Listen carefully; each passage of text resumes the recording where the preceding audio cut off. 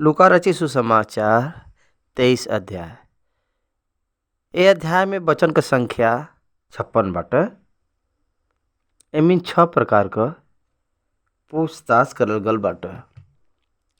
ये 6 पूछताछ में 3 प्रकार क पूछताछ 22वां अध्याय में हम लोग देखे बाईजा।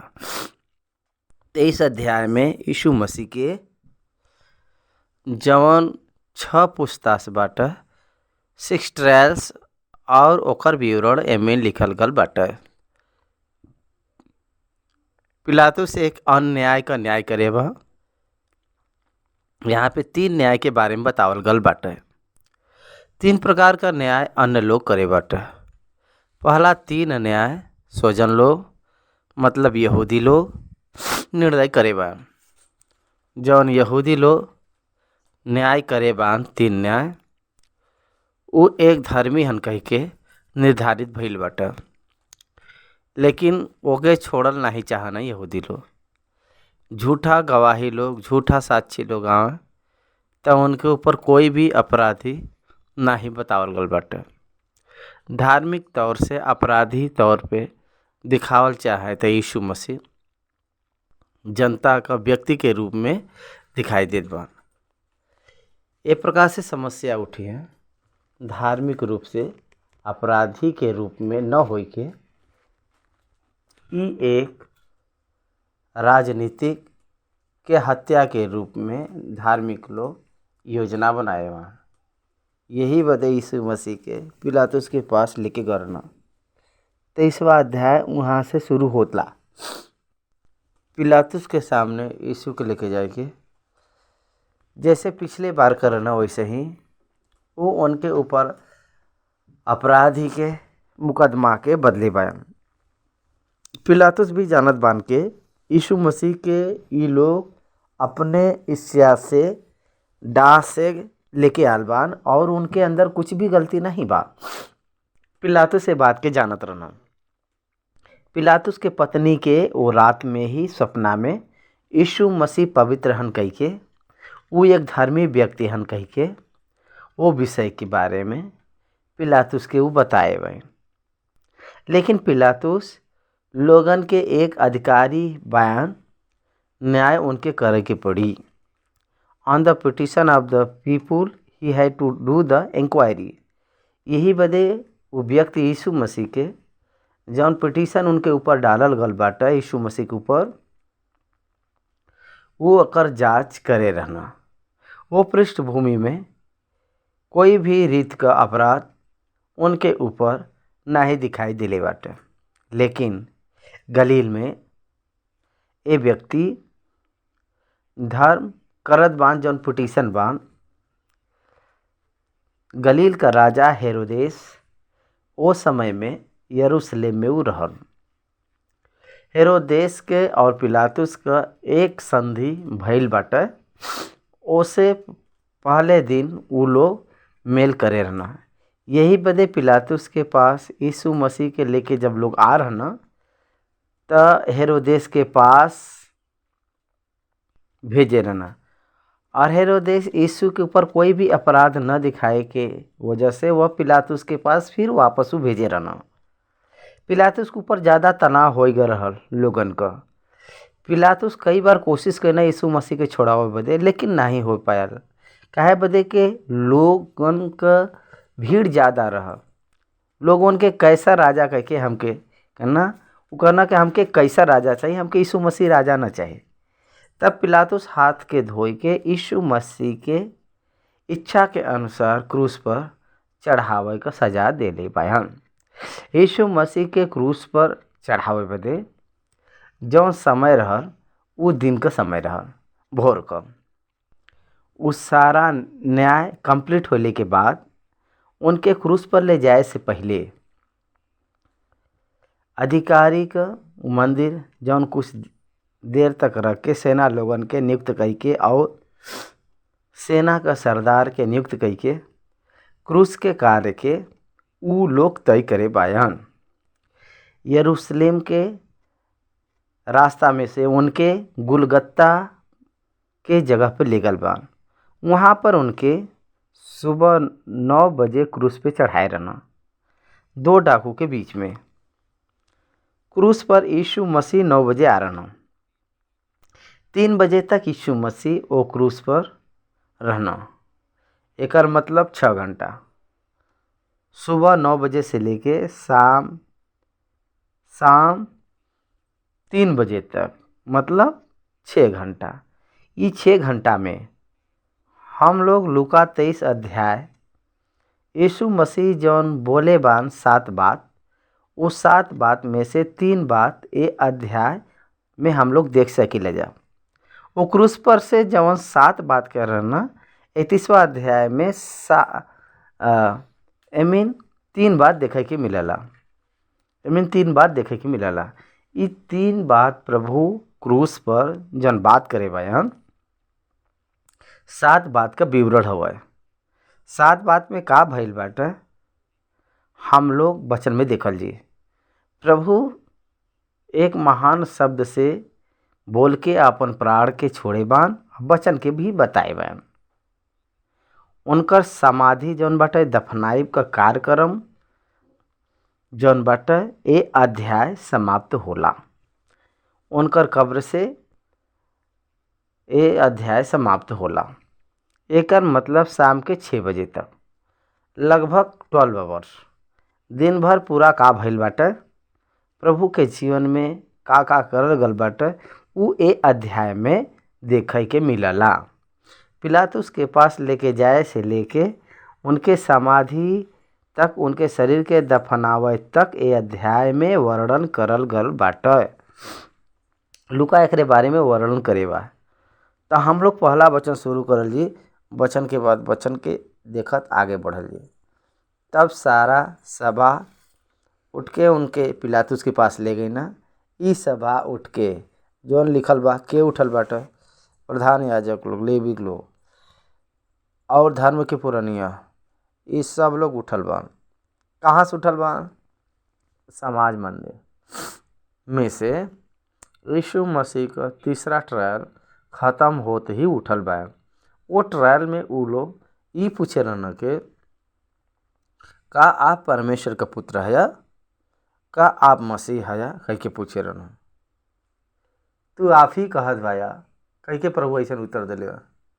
यीशु मसीह के बाद यीशु मसीह के ऊपर एक गवाही के रूप में जितना भी लोग सुने बान, वो सब लोग एक गवाही के रूप में बदल बा। बहुत बुद्धि इस्तेमाल करके यहाँ पर प्रधान याजक लोग एक कार्यक्रम करेगा। यीशु मसीह के ऊपर कोई झूठा गवाही के लखे रहना, लेकिन वो खड़ा नहीं हो पाए रहा। लेकिन ये समय बाटे तो लोगन के गवाही के रूप में बनावल गल बाटे। हम परमेश्वर का पुत्र ही कह के कह समय यीशु मसीह परमेश्वर का निंदा करे बान, वो लोग एक प्रकार से दोष लगैना और गवाही के रूप में खड़ा करना। वो लोग वास्तविक रूप से परमेश्वर का पुत्र हन, वो सही बताए रहना, लेकिन वो लोग जौन बयान जागरूकता न होए के वजह से वो परमेश्वर का निंदा करे के समान वो लोग मन में सोचना। लय व्यवस्था का कहत बाटे, परमेश्वर का अगर कोई भी व्यक्ति निंदा करे तो ओके पथरवाह कह के ओके जान से मार देवल जाए, ओके जान से मारे के चाहिए। लेकिन लोग नहीं करे रहना। ऐसे अगर करिए तो वो एक धर्म तरीके से वो एक हत्या है, ओके उत्तर देवे के पड़ी। यही बदे राजनीतिक हत्या के रूप में करे बदे वो लोग योजना बनैना। यही बदे वो लोग उठ रहना। वो लोग उठल बयान जन लिखल बाटे, ओकर मतलब वो लोग बैठा रहना। एकर मतलब ये होला, वो लोग बैठे के मतलब ये हो कि वो लोग डिस्कशन करत ना, बातचीत करत ना। वो लोग बात करत आन, हम लोगों के समझ में आवे के चाहिए। तो वो एक षड्यंत्र कई के समझ में आवत बाटे। एकर मतलब वो लोग एक योजना बनावत बा। पिलातुस के जरिया वो जजमेंट बुलवावे के बाटे, कहवावे के बाटे। वो लोग सोचे बान यीशु के संहार करें तो वो लोगन का जौन बा रिलीजियस कंपटीशन से वो लोग आज़ाद हो सकन। ये प्रकार से लोग सोचना। सारा दुनिया उनके तरफ चलत बाटे। यही बदे हमके के ध्यान दही कही के जौन रिलीजियस बा प्रोफेशनल राइवल राइवल उनके पास आल बाटे। यही बदे पिलातुस के पास ले जाए के सजा देवे के बा अपेक्षित करे बानू लोग उनके पास ले गई ना और पिटीशन दिले बान। उ एक के उनके ऊपर दोष लगावे लगना कि हम इनके लोगन के बहकावत और कैसर के कर देवे से मना करत और अपने आप के मसीह राजा कहत हम लोग सुने भाई जा। इस चौथा पूछताछ बाटे अन्य लोग से पूछताछ कर पहला है और लेकिन यीशु मसीह के ऊपर जौन अपराध जौन दोष लगावल गल बाटे उ बदल गल बाटे। पहला हन्ना के पास तो प्रचार के बारे में बात करना, दूसरा कैफा के पास मंदिर के बारे में बात करे बा, तीसरा न्याय पर पूछताछ में का तू परमेश्वर का पुत्र है कही के कहे रहना, चौथा ट्रायल पिलातुस के पास आवत कैसर के कर दे नाही बाटे ये लोग कहे रहना। का दोष बदल सकला जैसे कोर्ट बदलला? इंक्वायरीज जब होत बाटे उसमें पिटीशन न बदले के चाहिए। कोड बदल के सेक्शन जौन बाटे वह एफआईआर अंटिल द सुप्रीम कोर्ट तक जाए के चाहिए। जौन स्थानीय कोर्ट बाटे, जिला कोर्ट बा, हाई कोर्ट बा या सुप्रीम कोर्ट बा, उस सभी के एक मूल स्रोत एफआईआर होला। लेकिन यहाँ पे देखा जाए जौन डालल गल बाटे उ दोष बदलल चलल जात बा। उन लोगन के हर एक अपराध उनके ऊपर डालल गल बाटे लेकिन उ अपने आप प्रकट नहीं करता। लेकिन उ लोगन के एक निर्दोषी हन कही के, अपराधी नहीं हन कही के उ लोग छोड़ल नहीं चाहत बयान। यही बदे पिलातुस के सामने लेके आ रहना और पिलातुस के पास ई दोष ठहरावत बान के कैसर के कर देवे से मना करे बान कहत बान। मती रची सुसमाचार 22 अध्याय और 21 में, मरकुस रची सुसमाचार 12 का 17 में यीशु के पास आए के कैसर के कर दे न्याय है कि नहीं कह के जब पूछे रहना तो वो धर्म पुरनिया के यीशु मसीह पहले ही उत्तर दे चुकल बान। एक सिक्का के हमरे पास लिया बा और ओकरे ऊपर केकर रूप छापल गल बाटे बताव कहे बा। अगर कैसर का रूप छापल बाटे तो कैसर के द और परमेश्वर के जौन बा तौन परमेश्वर के द। मनुष्य का जौन चेहरा का जौन स्वरूप बा वो परमेश्वर के चेहरा के स्वरूप के बराबर बा। देखो उत्पत्ति का पुस्तक में हम लोग अपने स्वरूप के अनुसार मनुष्य के बनाए हुए कह के कहे बा। उत्पत्ति पहला अध्याय का 26 आयत, इन हिज लाइकनेस। यही बदे परमेश्वर के स्वरूप में मनुष्य बा। यही बदे परमेश्वर का जौन बा परमेश्वर के द। मनुष्य अपने जीवन के अपने आप से परमेश्वर के समर्पण करे के बाटे। Tax must be paid to the king. राजा के जवन देवे के बाटे ओके देवे के बाटे। यह परमेश्वर कहे बयान। यही बदे उ तो कहाँ मना करे बान देवे, उ खुद बोले बान के जौन कैसर का बा उ कैसर के दे। वो पहले ही बता चुकल बा कैसर के कर देवे से कभी भी मना नहीं करे बा। और आखिरी में वो 1 शकेल का आधा शकेल का जौन कर देवे का समय बा वो अपने आप के निमित्त और पतरस के निमित्त शकेल सिक्का मछली के मुंह से मिले के समान बनाए रहना और वो सिक्का के गवर्नमेंट के दे रहना। He is a tax payer. वो एक कानून के हिसाब से चले तो टैक्स के पे करे रहना। टैक्स नहीं पे करे बान ऐसा कहीं नहीं बाटे। तो टैक्स देवे बदे काहे नहीं कहतन, वो एक पटिशन बाटे। अपने आप के मसीह राजा कहत बान, कहीं के लोग बतावत बान, कंप्लेन करता, वी आर द विटनेस, हम लोग सुने ही जा। तीसरा पूछताछ में परमेश्वर का पुत्र है का, ये प्रकार से। चौथा पूछताछ में मसीह राजा कह के कहलावत बयान, अपने आप के कहत बयान। बहुत लिखटिंग पीपल, ये धर्मी पुरनिया लोग जन बयान यहूदी के बीच में, यहूदियों का राजा हन का कह के पूछे बन, अन्य लोगन के बीच में अन्य लोगन का राजा, वो अपने आप के बारे में बतावत बन। ये प्रकार से बतावता, कोई प्रकार से यीशु मसीह के एक अपराधी के रूप में ठहरावे के बाटे, अपराधी के रूप में नियुक्त करे के बाटे, और अधिकारी के ओर से सजा दिलवावे के बाटे, उनकर ही कोशिश रहल। तीसरा वचन में पिलातुस उनसे पूछना, का तो यहूदियों का राजा है? वो उनसे उत्तर देना, तू आप ही कहत बया। देखो, पिलातुस यीशु मसीह अपने आप से खुद बोले बान के, वो खुद ही कहत बान के, कहत ही पिलातुस उनसे कहत बान के, इतना बात करने के बावजूद भी इनके अंदर कोई भी हम दोष नहीं दिखत भाई। पिलातुस के दोष काहे नहीं दिखाई देत बाटे? वह वो लोग चाहत बान। यहूदी का राजा के हवा? यहूदी का राजा हेरोदेस हन। यही बदे हेरोदेस के अधिकार के नीचे जौन हम लोग बाई जा, ए यीशु मसीह के अधिकार के नीचे हम लोग बाई, एक ही मानल न जाई।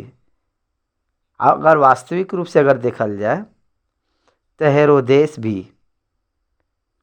एक राजा है,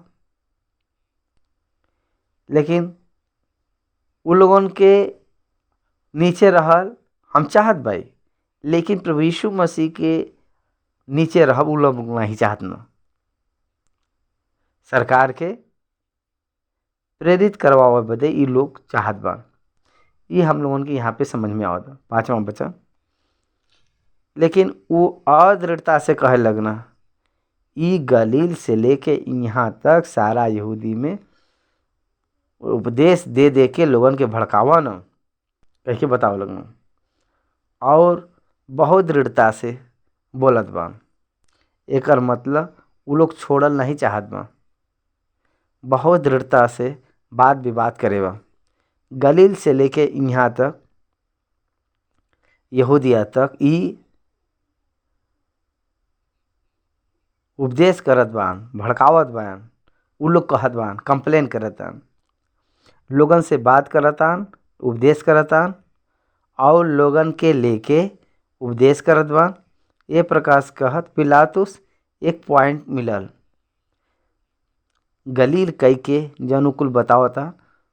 तो गलील का राजा जौन बाटा हेरोदेस, यही यरूशलेम में बान, गेस्ट हाउस यरूशलेम में बाटा। तो वहाँ हम भेजब आप लोगन के, वहाँ पर जाए इनके लेके। पांचवा पूछताछ सब हेरोदेस के पास भेजे रहना। सातवां वचन, और ये जान के कि वो हेरोदेस के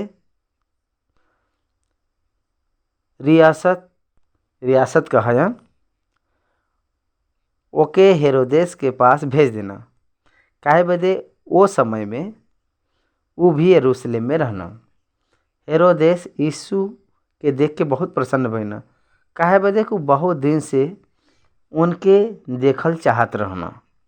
काहे बदे? को उनके विषय में सुने रहना, और उनसे कुछ चिन्ह देखे का आशा रखत रहना।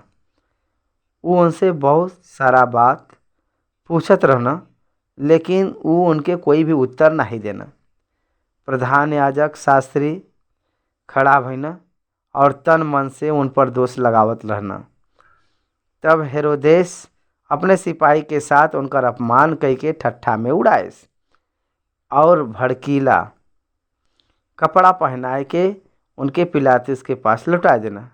वही दिन पिलातुस और हेरोदेस मित्र हो गए न। एकरे पहले वो एक दूसरे के दुश्मन रहना। यीशु मसीह के क्रूस बदे परमेश्वर राज्य के परिस्थिति का बदलत आल बाया। इस समय जब वो दोनों मित्र बन गए ना, तो हेरोदेस का बात पिलातुस नहीं हटा सकला, और हेरोदेस पिलातुस का बात नहीं हटा सकला। काहे बदे कि वो ही दिन में वो दोनों मित्र बन, उससे पहले वो दोनों शत्रु रहना। यही बदे पिलातुस कोई भी बात का रिक्स न लेके ऊ लोगन को सोच रहा। चलो हाँ बच्चों, पिलातुस प्रधान याजक और सरदार के बुलाए के उनसे कहना, तू ये मनुष्य के लोगों को बहकाने वाला ठहराए के हमरे पास लियाल बया, और देखा हम तोहरे सामने उनकर जांच के लिए, पर जौने बात पर तू ऊपर दोष लगावत बया उन बात के विषय में हम उमिन कुछ भी दोष नहीं पाल भाई। वंडरफुल, तू हम पर दोष लगावत बया वो बात के विषय में हम उमिन कोई भी दोष नहीं पाए बे, न हेरोदेस। काहे बदे के वो उनके हमरे पास लौटा दिले बा, और देख उनसे ऐसा कुछ नहीं भल के वो मृत्यु के दंड के योग्य ठहरावल जाए। पूछताछ में वो धर्मीवान कही के पता चलत बाटा। आज हम लोग कोर्ट में जाल जीता, कितना साल के बाद वो पूरा होई कोई के पता नहीं बाटे। लेकिन यीशु मसीह के 6 घंटा में 6 पूछताछ भरल, 3 न्याय स्वजन का न्याय और 3 न्याय अन्य लोगन का न्याय रहल। ये 6 न्याय भइल बाटे। 16वां वचन, यही बदे हम उनके पिटवाई के छोड़ देत बाई, एक कम 40 चाबुक से मरवाई के उनके सामने लेके आ रहना पिटवाई के। हम लोगन के पुराना नियम को पुस्तक व्यवस्था विवरण में 25 अध्याय में 3 आयत में व्यवस्था के अनुसार 40 कोड़ा या 40 बार पिटाई अनुमति बाटे। यही बदे एक कम 40 चाबुक से पिटवाया रहना। 40 से भी बढ़ के अगर मारे तो वो व्यक्ति अपराधी के रूप में दिखाई देला समाज में। यही बदे एक कम 40 कोड़ा के ही पिटवाए रहना। यीशु मसीह पूरा लहू बहुत उनके सामने दिखाई दे रहना मरने के बाद, मार खेले के बाद। पिलातुस पर्व के समय उनके बदे एक बंदी के छोड़े पर विवश रहना, तो सब मिलके चिल्लाए उठना, इनकर काम तमाम कर और हमरे बदे बरअब्बा के छोड़ दो। काहे बदे फसह के पर्व का दिन एक कैदी के, एक डाकू के, एक अपराधी के छोड़े का एक रीति रिवाज बाटा। हम लोगन के आज के समय में आज़ादी के दिन कोई कैदी के छोड़े का रीति रहला उ लोगन के स्वभाव के अनुसार। अगर मान लो उनके जौन सजा देवल गल बा उनकर अच्छा व्यवहार के हिसाब से वो जेल में रहत बाटे, तो ओकरे ऊपर ध्यान लगाई के ओके आज़ादी के दिन छोड़ल जाला। ऐसे ही उन लोगन के पास वो ज़माने में भी जौन पर्व के दिन एक व्यक्ति के छोड़े का रीति रहला, तो वो व्यक्ति यीशु मसीह के ही छोड़े का पिलातुस निर्णय ले रहल। काहे बदे के यीशु के अंदर कोई भी दोष नहीं दिखाई दे रहल। बरअब्बा के छोड़े बदे लोग कहत न, बरअब्बा एक डाकू रहल। वास्तविक रूप में बरअब्बा और सप्तास और डिसमस ये तीनों लोगन के क्रूस का सदा उन लोगन के निर्धारित हो गया। यीशु मसीह जब क्रूस पर टांगल गरना वो बरअब्बा का क्रूस रहा। यीशु मसीह बरअब्बा के स्थान पर गरना। बरअब्बा का मतलब पिता का पुत्र कही के एकर मतलब आवला जे पापी रहल ओ बरअब्बा के छोड़ावे बदे पवित्र बरअब्बा पिता पुत्र के स्थान में जौन बाटे यीशु मसीह वो स्थान पे आल बायान। 19वां वचन वो कोई बलवा के कारण जो नगर में भर रहल और हत्या के कारण बंदी गृह में डालल गए रहल।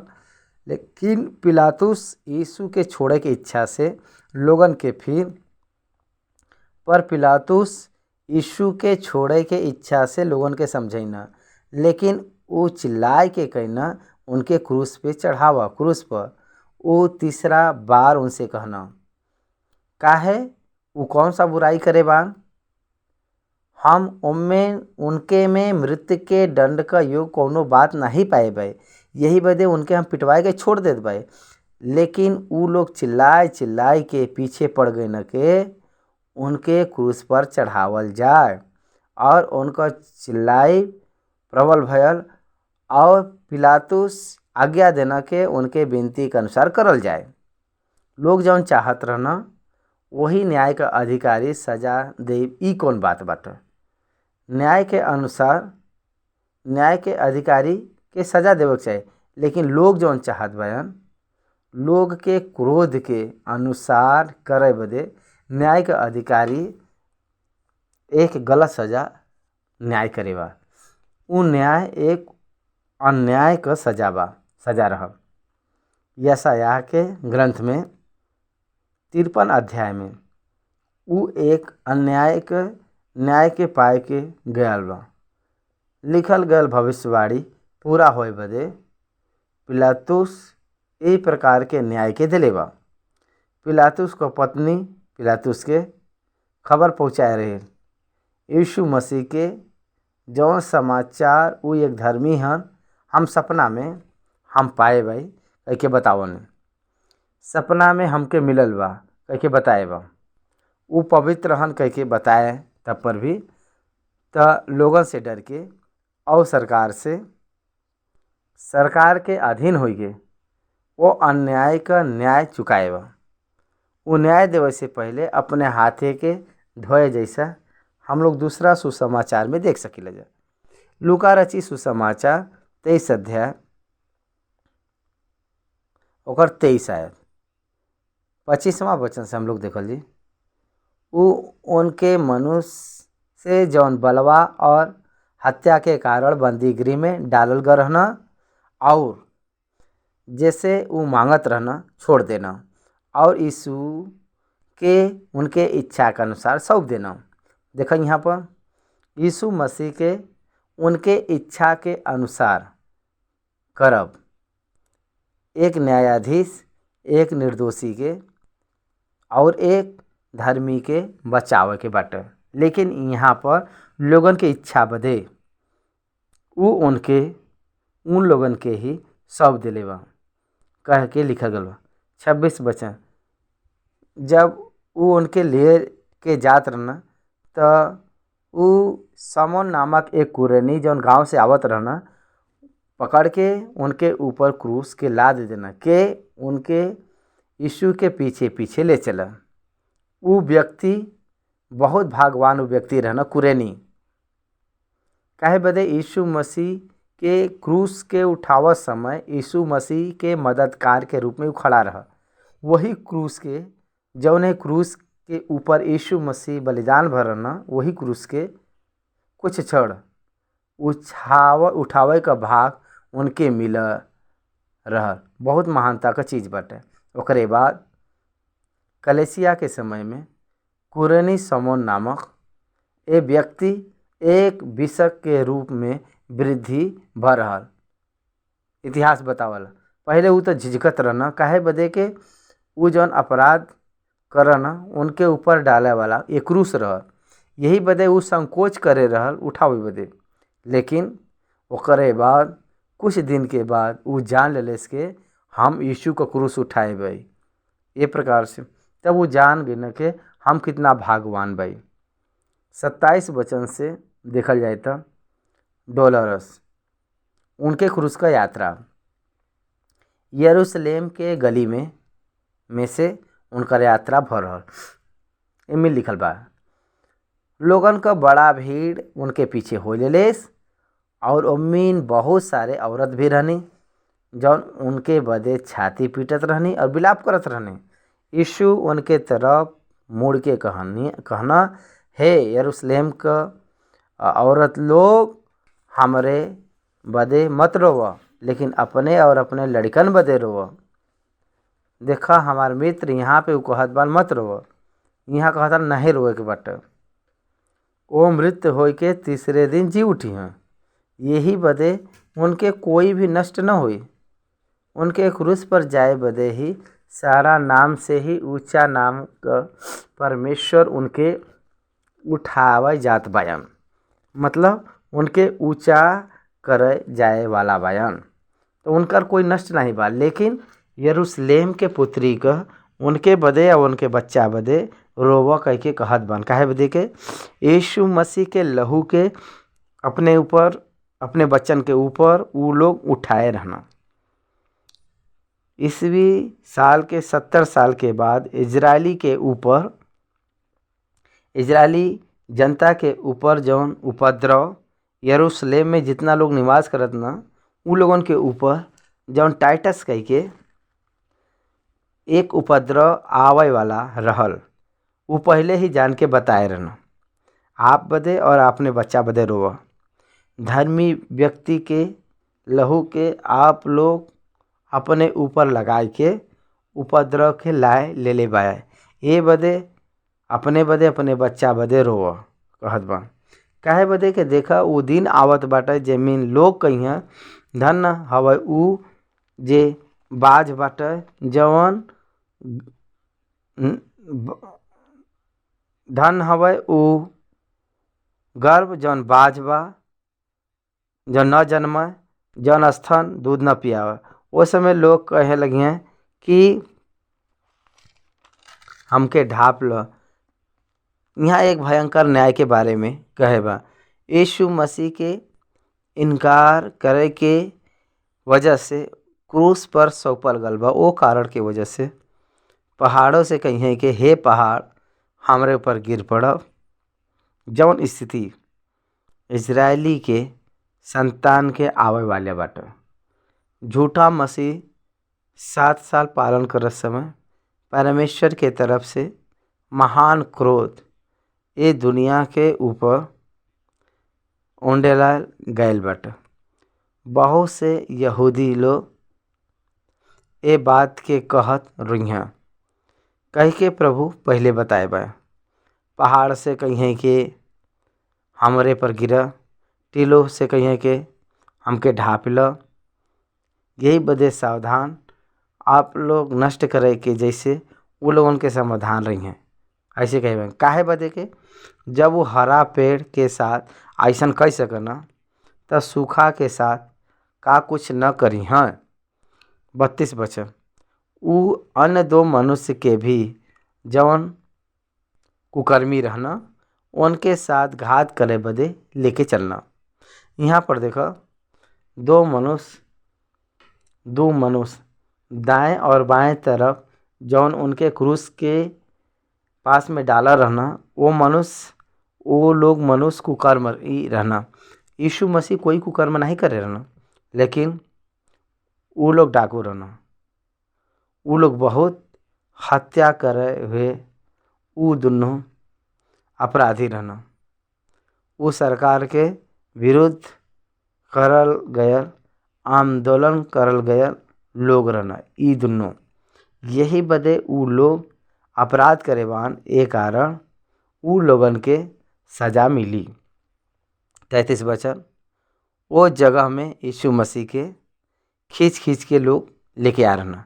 33 में लिखल बा जब वो जगह पर जहाँ खोपड़ी कहला जाला पहुँचना तो वहाँ उनके और उनके कुकर्मी के भी एक दाहिने और दूसरे के बाईं ओर क्रूस पर चढ़ाईना। जौने जगह पर वो आ रहना वो जगह का नाम बाटे खोपड़ी।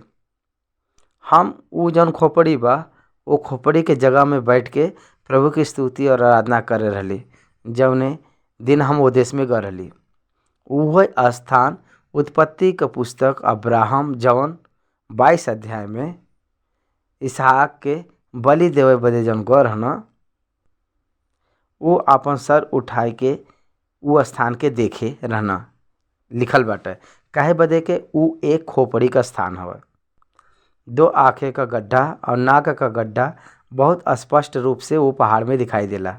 वो पहाड़ में यही बदे वो पहाड़ में खोपड़ी का वो पहाड़ का स्थान वो एक कलवरी का पहाड़ कह के नाम बाटे।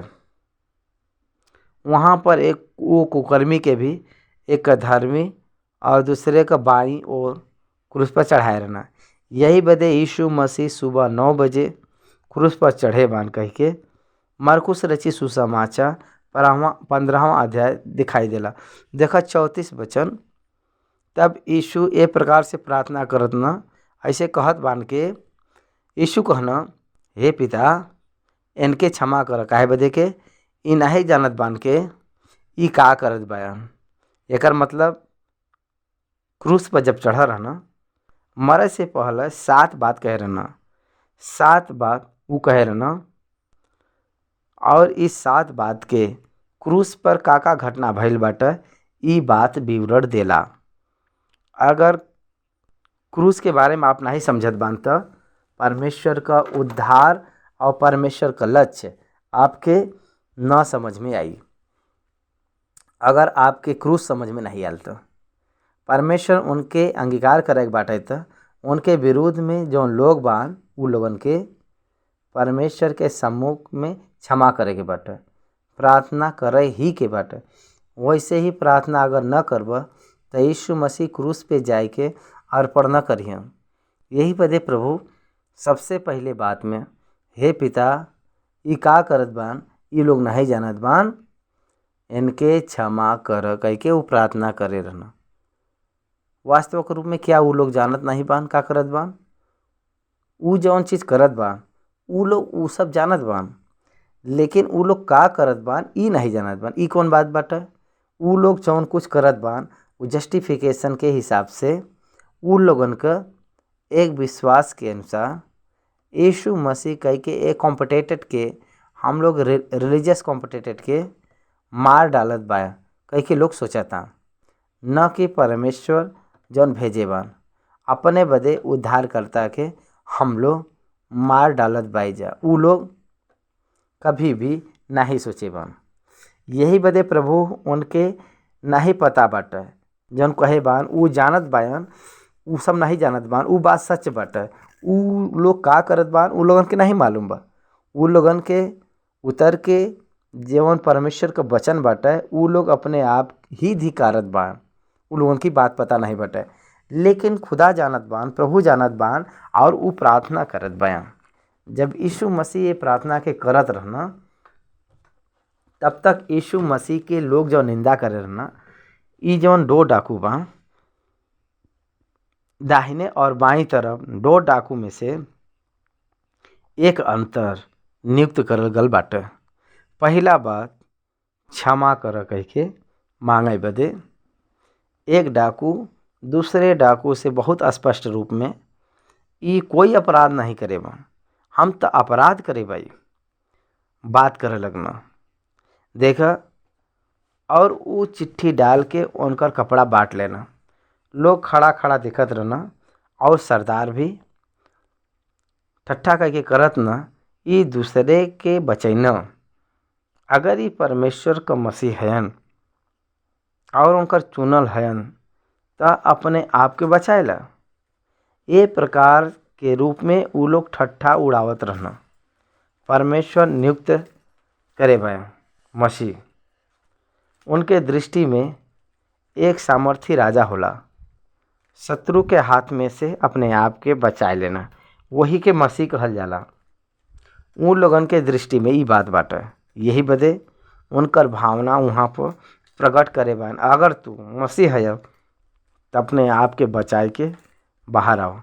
36 सिपाही भी पास आए के और सिरका दे के उनका ठट्ठा कह के कहत बयान, देख यहाँ जो सिरका बाटे उनके पेन किलर के रूप में वो स्वीकार करे के जैसे हम लोग देख सकिला जा। अगर तू यहूदी का राजा है तो अपने आप के बचावा। ये प्रकार से उनके ठट्ठा में लोग उड़ाए बा। अगर तू यहूदी का राजा है तो अपने आप के बचावा और उनके ऊपर एक दोष पत्र लगा रहल। ई यहूदियन का राजा हयन। ये हम लोगन के यूहन्ना रचित सुसमाचार 12 अध्याय का 19 वचन में हम लोग देख सकीला जा। INARI यीशु नासरीस इनोरियर नाजरीन यीशु यहूदियन का राजा। ऊपर दोष पत्र पिलातुस 3 भाषा में लिखवाए के वहाँ लिखवाए रहना, टंगवाए रहना। यही बदे जौन टांगा गए रहल उ डाकू में से एक डाकू जौन रहल जौन कुकर्मी वहाँ पे लटकावल गए रहना, उनमें से एक डाकू उनकर निंदा करके कहे का तू मसीह नहीं है? तो फिर का है अपने आप के और हमके नहीं बचावत है। फिर दूसरा डांट के बोले बा तू मसीह है, अपने आप के बचा ला और हमके भी बचाए ला। ठीक है, आपके हम बचाइब तक का करब? फिर वापस जाए के आप लोग चोरी करब। यही बदे यहाँ पर वो मन फिराए के वो बात नहीं करत बा। वो एक क्रोध के रूप में बदला लेवे का ही वही रूप में वो बात करत बा। डाकू फिर से वापस जाए के एक अपराधी के रूप में अपने जीवन के वो बितावल चाहत बा। यही बदे वो कहता फिर से जाए के वो अपने आंदोलन के बढ़ावल चाहत रहल, लेकिन दूसरा बात करत बाटे। ओके डांट के कहत बाटे का तू परमेश्वर से भी नहीं डरल? तो हम तो वह दंड पावल और हम तो न्याय अनुसार दंड पाएबे। काहे बदे कि हम अपने काम के ठीक फल पावत बाई, लेकिन ई तो कोई अनुचित काम नहीं करे बाया। यीशु मसीह क्रूस पे जौन पहली बात करे रहना, वो बात से एक डाकू के अंदर एक पश्चाताप, एक बदलाव और ओके एक जागरूकता के लेके आ रहा। यीशु मसीह के जैसे बहुत लोग वो काल में क्रूस पे जाए के सजा पाए, बहुत सारा लोग रहना। जितना भी लोग सजा पाए रहना वो सब लोग मरे से पहले सारे लोगन के वो लोग श्राप दे के गए रहना। इतिहास बतावला दिखाई देला, लेकिन क्षमा कर कह के वो सबसे पहला यह है वो लोग देखत रहना। यही बदे वो डाकू सोच में पड़ गया। यीशु मसीह में कोई भी गलती नहीं बटे, कोई भी अपराध नहीं बटे। वो रिवील करेगा तब वो कहना हे यीशु, जब तू अपने राज में आई है तो हमार सुधी ली है। वो डाकू कहत बटे मसीह एक अभिषेक रहना, यीशु एक उद्धार करता हयन, वो एक मसीहा हैं, वो एक यहूदियों का राजा रहना और वो राज के लावे वाला है, वो राज के लेके आवे वाला है। 1000 साल का पालन करे का राजा हुए है। परमेश्वर यहोवा वह अपने प्रजा के बीच में प्रत्यक्ष होए के भविष्यवाणी कहत बा। यही बदे जवन नर अवतार यीशु मसीह ही 1000 साल के पालन में रहे वाला यहूदियों का राजा, हाँ ये दुनिया के राजा राजाओं का राजा हैं।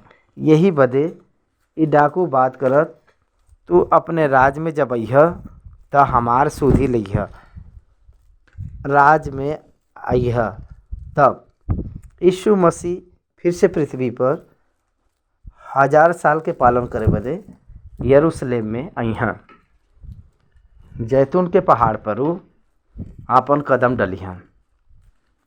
वो 2 भाग के रूप में होई के लोया के रूप में बदलिए वचन बतावत बाटे। आज बहुत सारा लोग साइंटिफिक लोग वो जैतून पहाड़ के ऊपर होटल बनावे बदे वो लोगन के जियोग्राफिकल ऑफिशियल्स ये कहे रहना वहाँ एक महान गड्ढा एक हो जात बाटे, वहाँ मत बनावा कह के कहे बा। यीशु मसीह के बारे में जौन भविष्यवाणी पूरी भइल बाटे हम लोगों के समझे के चाहिए।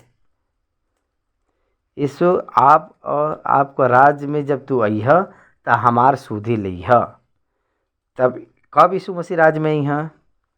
वो मृत्यु हुई हैं और तीसरा दिन जी उठी हैं, स्वर्गलोक में जई हैं और उनकर आरोहण होले के बाद कलेसिया बदे आकाश के बीच में आवे के बाटे। वहाँ पर 7 साल कलेसिया के साथ समय बितावे के बाटे। ओकरे बाद पृथ्वी पर आवे के बाटे। वह राज्य में आवे का मतलब यही बदे वैसे ही राज्य में आए पर हमके याद करिए। पहला कलेसिया पुनरुत्थान में वो जुड़िया।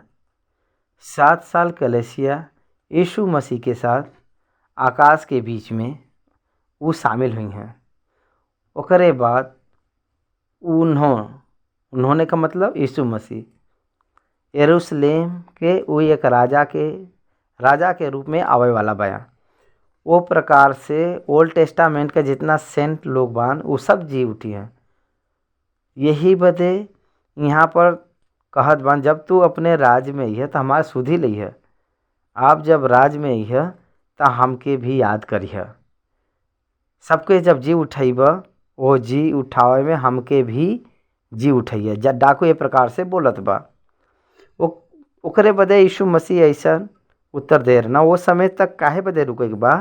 वो उनसे ये प्रकार से कहना कि हम तो से सच कहत बाई के तू आ जाए हमरे साथ स्वर्ग लोक में होइब। वो स्वर्ग लोक में रही हैं और बाद में हमेशा निरंतर यीशु मसीह के साथ रही हैं। बहुत दिन के बाद जौन 1000 साल के पालन में हमरे साथ जे रहल चाहत बाटे, लेकिन प्रभु उनसे कहत बान के आज ही हमरे साथ स्वर्गलोक में तू रहब। हम तहसे सच कहत बाई के आज ही तू हमरे साथ स्वर्गलोक में होब। ओकरे बाद तीसरा बात, चौथा बात, पांचवा बात, छठवां बात ई बात एमिन नाही लिखल गल बाटे। 7वां बात एमिन लिखल गल बाटे और बाकी बात अलग अलग सुसमाचार में देवल गल बाटे। 3 बात कहले के बाद वो सारा देश में अंधेरा छाए गए रहल। कब तक? 3 बजे तक। लगभग 3 बजे तक दूसरा सुसमाचार में लिखल गल बाटे 3 बजे तक वो देश के ऊपर छाए गए रहल। आँख से देखे बदे भी कोशिश करे तो नाही दिखाए, उतना गहरा अंधेरा वहाँ पर छा रहा। मिस्र देश में जैसे मूसा के समय में जौन अंधेरा जौने प्रकार से छाए रहल वैसे ही अंधेरा यहाँ भी छाए रहल।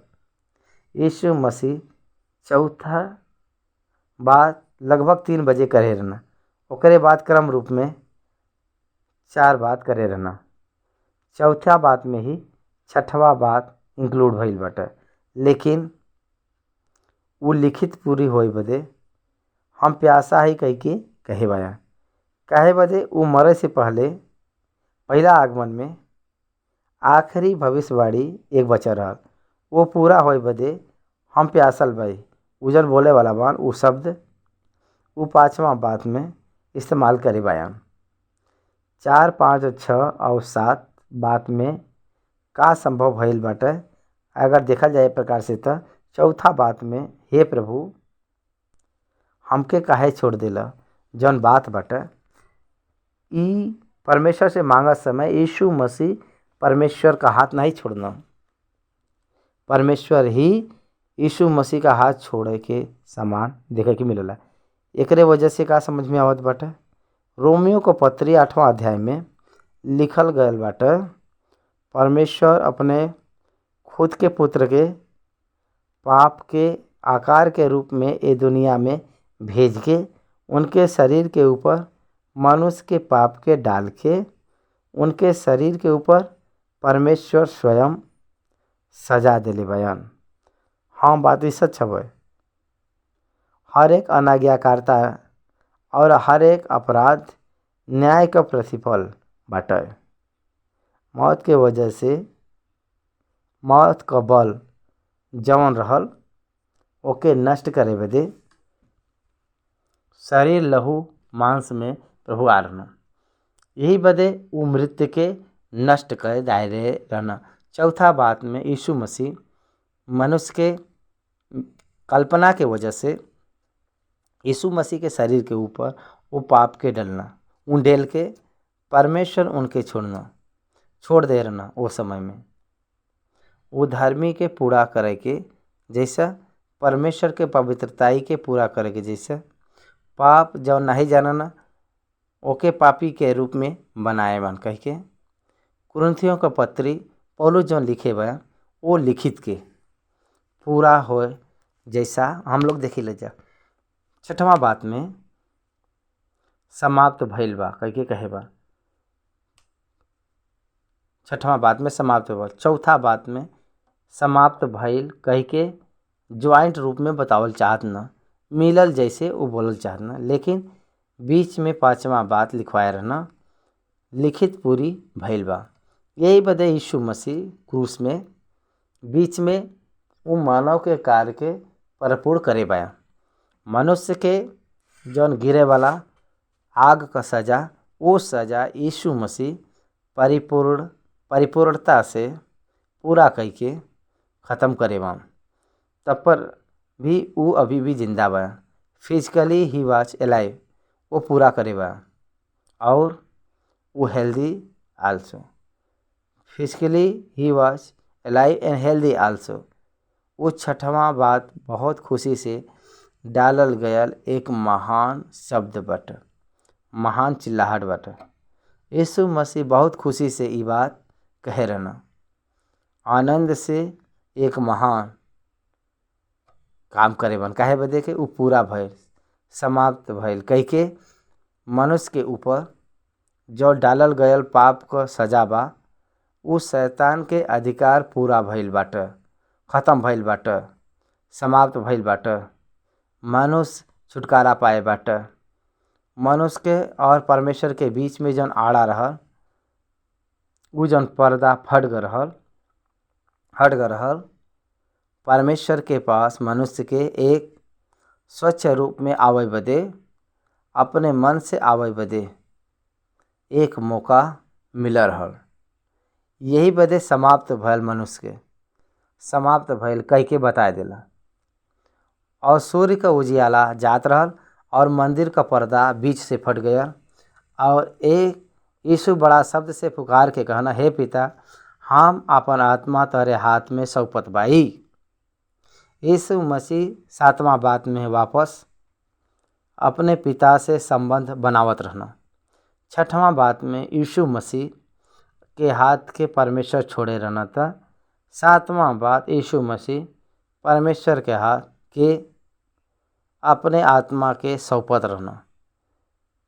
ही is eligible holy, Jesus is eligible to restore the God. वो अपने आप के परमेश्वर के सौंपे बदे योग्य भरना। 4था बात में हे प्रभु कह के कहे रहना। 7वां बात हे पिता कह के बुलाए रहना। एकर मतलब रेस्टोरेशन कंप्लीट भइल बाटे। यही बदे वो पिता कह के बुलावत बन। समझ में आवत बाटे। पहला आदम जब नहीं कह पाए रहल, आखिरी आदम कह के दिखाए। एकर अर्थ यह हो, पहला आदम पाप कह के परमेश्वर से दूर भयल और परमेश्वर से वो मेल नहीं कर पाए रहल। लेकिन दूसरा आदम जौन यीशु मसीह हयन, पाप रहित होके मनुष्य के पाप के सजा के पाए के उनकर काल पूरा कह के फिर से वापस परमेश्वर से जाके मेल करे बयान। यही बदे आखिरी आदम जौन मसीह के वजह से हम लोग धर्मी बने बदे सबके हम लोग अनुग्रह के द्वारा पावत बाई जा कह के हम लोगों के समझे के चाहिए। यीशु मसीह एक प्रकार से कहत अपने प्राण के छोड़े रहना।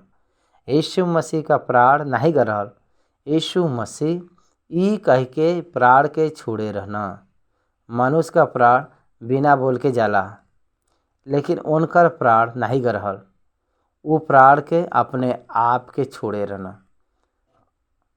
हमरे प्राण के रखे बदे हमारे पास अधिकार बाटे, फिर से लेवे बदे हम जात भाई। यही बदे यीशु मसीह का प्राण यीशु मसीह छोड़े रहना। यीशु मसीह का प्राण कोई नहीं ले रहल।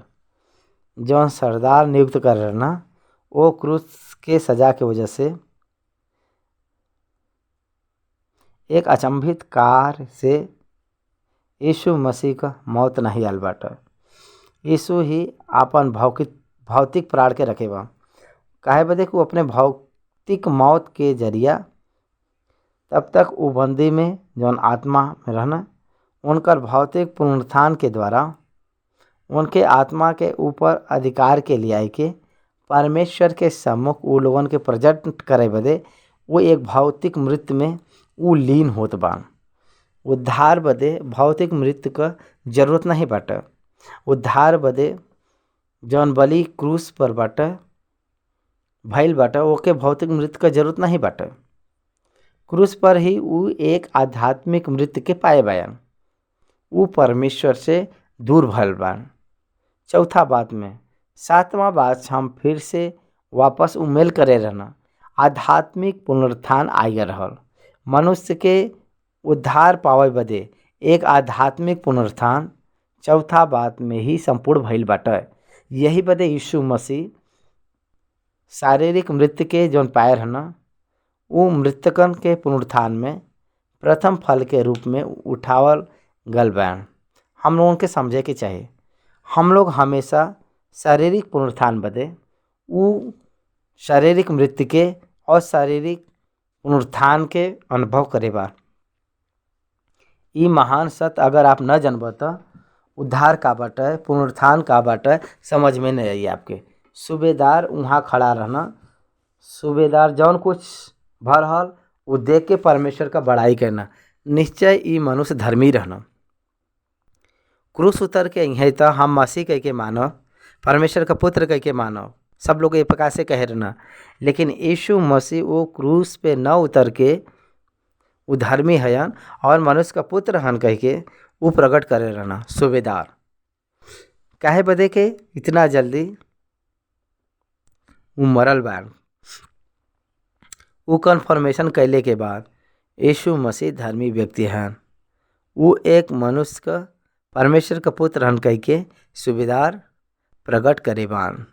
प्रिय भाई और बहन लोग परमेश्वर से प्रश्न डाल के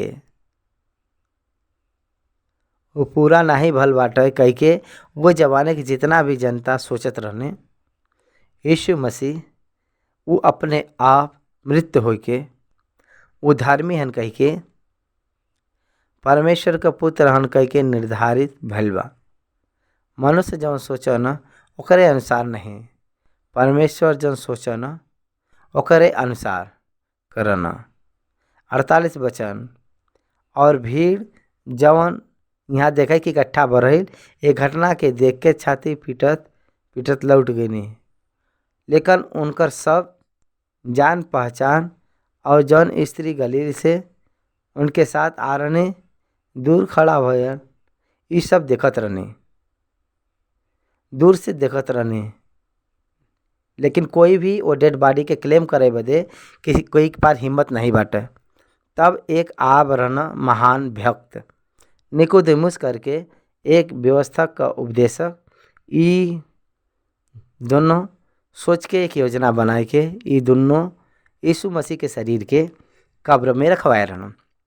यीशु पिलातुस के पास जाए के परमिशन ले रहना वो बॉडी के दफनावे बदे। यशायाह ग्रंथ में 53 अध्याय में जो लिखल बाटा ये एक धनवान के कब्र में दफनावल जइहे कह के जौन भविष्यवाणी रही वो पूरा होए बदे। अरिमती यीशु मसीह के देह के लेना अरिमती यूसुफ के बारे में वो धर्मी पुरुष रहना सज्जन रहना और महासभा का एक सरदार रहना सदस्य रहना क्षमा कर और उनका योजना और एक काम का से प्रसन्न नहीं रहना और परमेश्वर के राज्य का बाट जोहत रहना। 51 और उनका योजना और एक काम से प्रसन्न नहीं रहना वो यहूदियों का नगर अरिमतिया का रहे वाला और परमेश्वर के राज्य का बाट जोहे वाला रहना।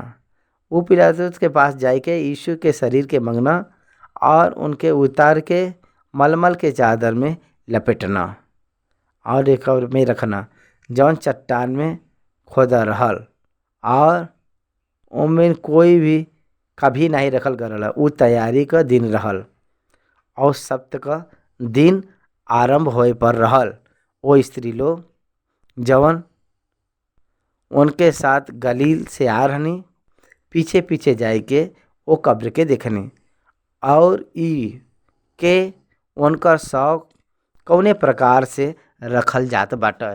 तब उ लौट के सुगंधित वस्त्र और इत्र तैयार करनी और सप्त के दिन उ लोग आज्ञा के अनुसार विश्राम करना। यीशु के साथ जितना भी लोग गली से आ रहना यीशु मसीह के शव के कौने कब्र में रखत बाइन उ सब देखे रहने। कहे बदे के तीसरा दिन सुबह के दिन में सुगंधित इत्र के लेके आ रहनी कुल उनके शरीर में लगावे बदे। ओकरे बाद जौन घटना भर रहल पिलातुस के पास धर्मी पुरनिया लोग जाए के वो व्यक्ति मरले के बाद तीसरा दिन जी उठब करके कह रहे यही बदे वो कब्र के रखवाली करे बदे विनती लोग करे रहना। रोमन सोल्जर के चौकीदार के रूप में पिलातुस रखवाए रहना और टेम्पल पुलिस लोगन के लेके वो कब्र पर चौकीदार के रूप में रखवाए रहना। दुनिया में कोई भी कब्र के ये प्रकार का घटना नहीं बल बाटे। यीशु मसीह के ही कब्र में दफनावल गया। शाम 6 बजे के बाद उ कब्र में बना रहा। यहाँ तक हम लोगन के 23 अध्याय यहाँ तक हम लोग समाप्त करत बाई जा और 24वां अध्याय से ए लूका रचित सुसमाचार पूरा हो जाई। 24वां अध्याय के हम लोग बाद में देखल जी। 23 अध्याय यहाँ पर ख़त्म भइल बाटे। आमीन।